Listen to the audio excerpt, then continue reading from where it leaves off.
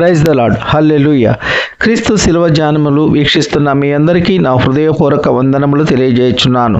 పరిశుద్ధ గ్రంథము నుండి మత్తయి సువార్త 27వ అధ్యాయము 39-40 వచనములు. ఆ మార్గమున వెళ్ళుచుండిన వారు తలలూచుచు దేవాలయమును పడగొట్టి 3 దినములలో కట్టువాడా నిన్ను నీవే రక్షించుకొనుము అని దేవుణ్ణి హేళన చేయుచున్నారు. శిలువ మీద నుండి దిగుమని చెప్పుచు ఆయనను దూషించుచున్నారు. ఆ కఠినాత్ములు యేసయ్యను హేళన చేయుచున్నారు.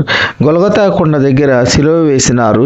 యేసయ్యను శిలువ వేసిన స్థలము పట్టణానికి సమీపమైనందున హెబ్రీ, గ్రీకు, రోమన్ భాషలు మాట్లాడేవారు ఇటు అటు తిరుగుచుండెడివారు. వీరందరికీ యేసయ్య కనపడే రీతిగా శిలువ వేసినారు.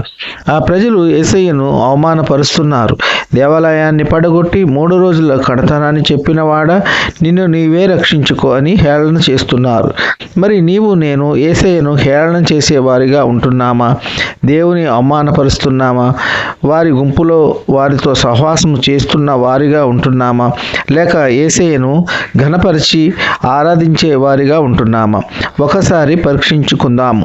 మనము ఇతరులను అవమానపరిస్తే యేసయ్యను అవమానపరిచినట్లే. మనము ఇతరులను బాధ పెడితే యేసయ్యను బాధ పెట్టినట్టే.